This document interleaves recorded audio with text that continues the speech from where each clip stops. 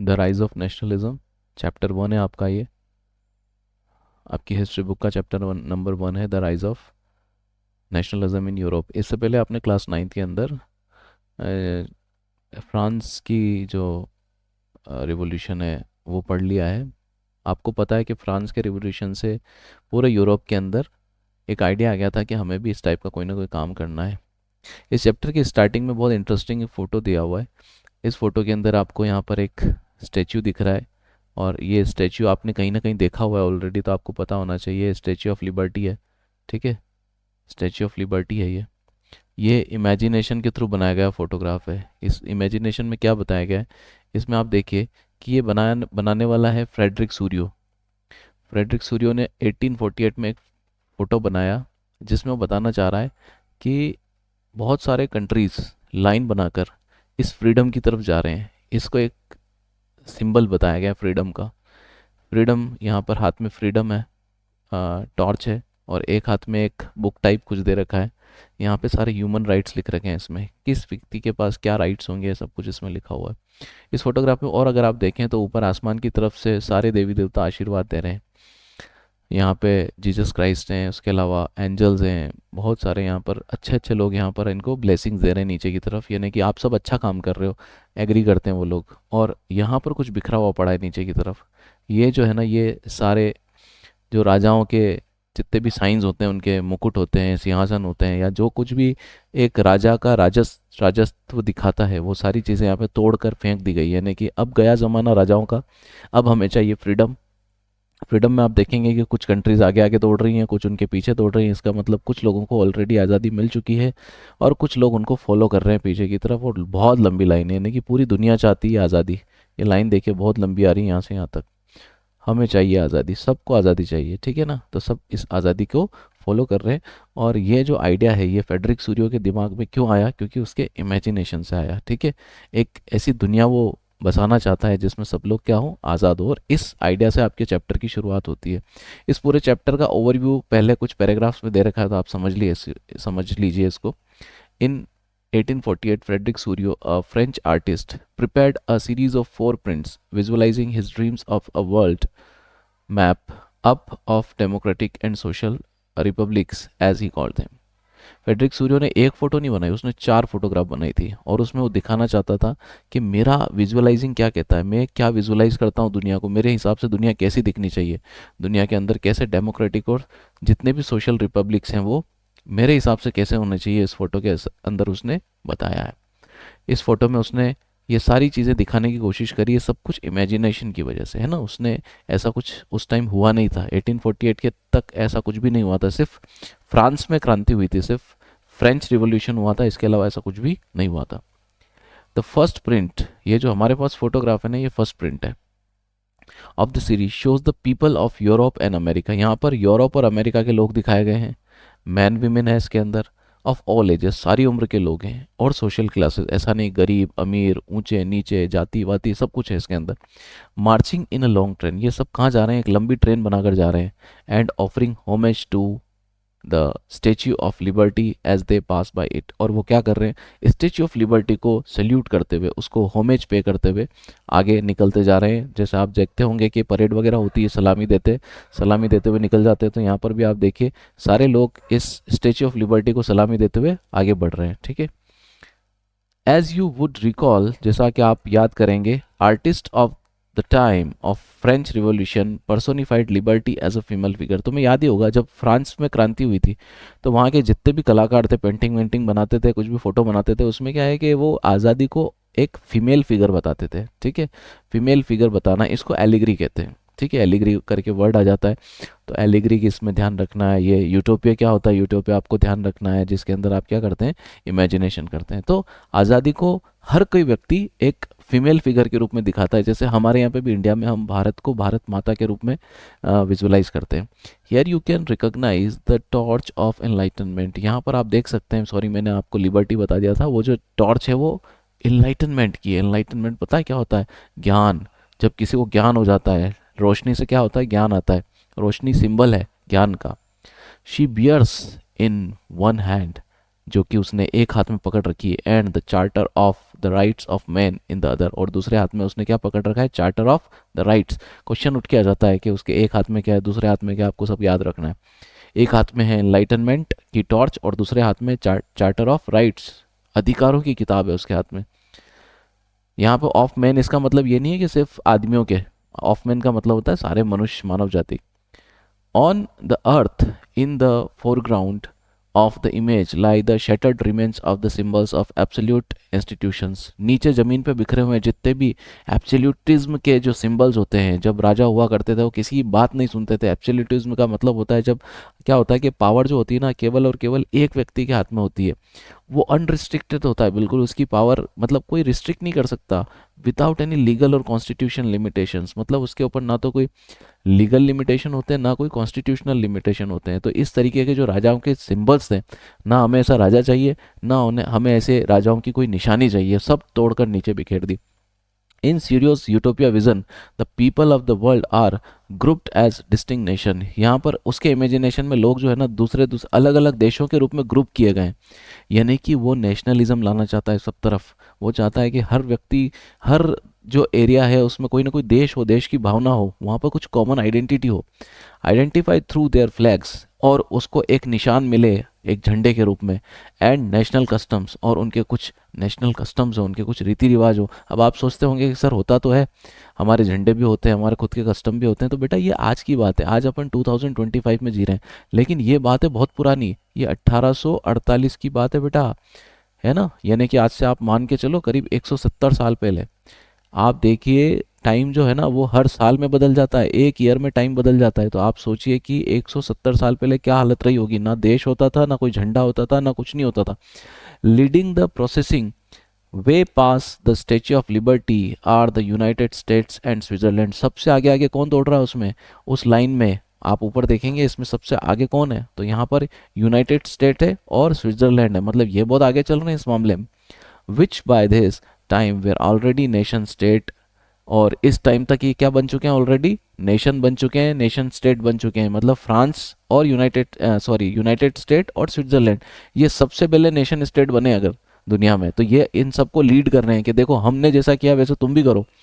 अब France identifiable by the revolutionary try colour, उसके बाद तुम्हें फ्रांस समझ में आ जाएगा कि उसमें एक ट्राई कलर वाला झंडा पकड़ रखा है, यानी कि फ्रांस उसके पीछे है। Has just reach the statue, वो अभी अभी स्टेच्यू के वहाँ पहुंचा है। यानी कि सबसे आगे कौन निकल गया, पहले तो अमेरिका वगैरह निकल गया और उसके बाद अभी अभी कौन पहुंचा वहाँ पे, फ्रांस पहुंचा है, ठीक है ना। तो फ्रांस भी लगभग लगभग आज़ाद हो चुका है।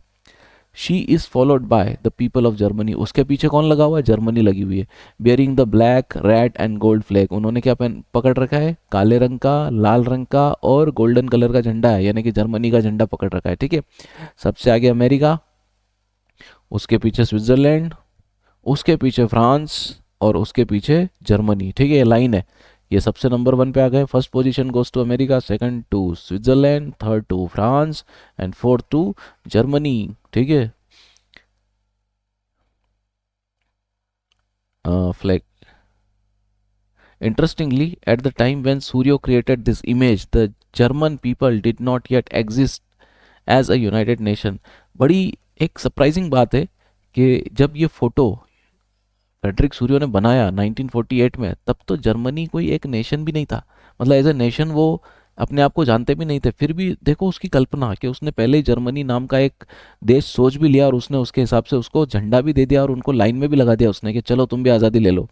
The flag they carry is an expression of liberal hopes in 1848 of unity of the numerous German speaking principalities into a nation state under a democratic constitution. ये जो झंडा देख रहे हैं ना आप, ये झंडा दिखाता है कि कैसे जर्मनी के लोग जो कि एक तरीके की भाषा बोलते हैं, वो अभी बटे हुए प्रिंसिपलिटीज़ में, छोटे छोटे दूसरे स्टेट्स में बटे हुए, वो चाहते हैं कि हम एक आज़ाद देश बन जाएं, ठीक है, जहाँ पर हमारा एक डेमोक्रेटिक क्या हो, कॉन्स्टिट्यूशन हो।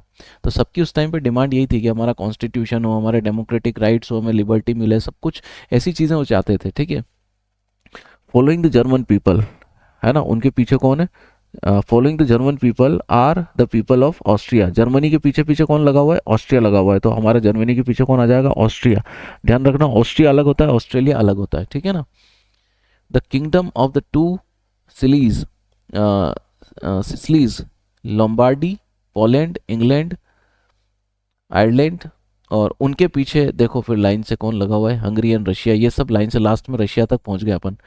फ्रॉम द हेवंस अबाव, और ऊपर देखो आसमान में, from the heavens above Christ, saints and angels gaze upon the scene, इस पूरे सीन को कौन देख रहा है ऊपर से, गेजिंग कौन कर रहा है, क्रिस्ट जीसस क्राइस्ट, सेंट सारे संत वगैरह, ऋषि मुनि, और एंजल्स ऊपर से देख रही है। They have been used by the artist to symbolise fraternity among the nation of the world, वो इन सारे लोगों को क्या क्या सिंबलाइज कर रहे हैं कि ये सारे लोगों के बीच में क्या है, फ्रेटर्निटी है, ठीक है।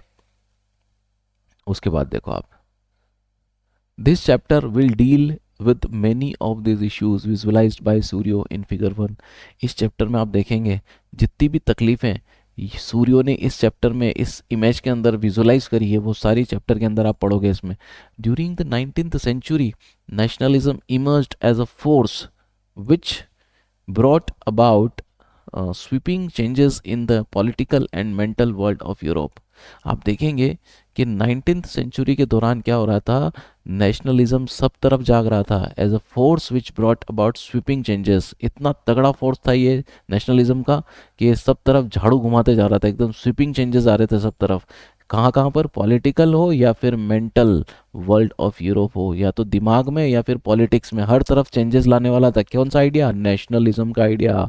और नेशनलिज्म का आइडिया क्या होता है, एक आइडेंटिटी जिसके अंडर में आप सब लोग रहते हो, जैसे हम भारत के एक एक देश को मानकर उसके अंदर रहते हैं और उसके सारे रूल्स रेगुलेशन फॉलो करते हैं, हमारा एक कल्चर है, भाषा है, सब कुछ हम उसको फॉलो करते हैं, तभी तो हम एक कहलाते हैं। अदरवाइज अगर ऐसा होता कि भारत एक कंट्री नहीं होता और छोटे छोटे स्टेट्स होते हैं, तो हम आज एक दूसरे के साथ कभी जुड़कर काम नहीं करते। तो यहाँ पर नेशनलिज्म इसलिए ज़रूरी होता है। The end result of these changes was the emergence of nation state in place of multinational dynasty empire of Europe। कुल मिला के इस पूरे झगड़े का रिजल्ट ये निकला कि सारे के सारे जितने भी यूरोप में मल्टी नेशनल डायनेस्टीज थी, है ना, वहाँ पे छोटी छोटी डायनेस्टीज बसी हुई थी, उनकी जगह पर एक नेशन स्टेट बन गए सबके सब। The concept of practices of a modern state in which a centralized power exercised sovereign control over a clearly defined territory had been developing over a long period of time in Europe। तो कुल मिला के पूरे देश जिनकी सबकी boundary बन गई, उनकी अपनी टेरिटरीज बन गई, ठीक है, डिफाइंड टेरिटरी, ऐसा नहीं है कि वहाँ पे सब बाउंड्रियाँ एकदम डिसाइड हो गई कि भाई इतना तुम्हारा इतना हमारा, यहाँ यहाँ हम रहेंगे, ठीक है ना। और उसमें एक प्रॉपर कंट्रोल आ गया कंट्रीज के अंदर, क्लैरिटी आ गई, ठीक है। और उन्होंने मतलब पूरा एक उनकी आत्म प्रभुता, संप्रभुता उनकी आ गई कंट्रीज के अंदर। सोवरेन का मतलब होता है संप्रभुता। Had been developing over a long period of time in Europe, ठीक है। और ये जो कि इतने लंबे समय लगा उसको डेवलप होने में, यहाँ पे हैड बिन का यूज हुआ है, इसका मतलब पुराने समय से चलता आ रहा था ये प्रोसेस, और जैसे तैसे करके वो कंप्लीट हुआ। But a nation state was one in which the majority of its citizen and not only its ruler came to develop a sense of common identity and shared history और descents।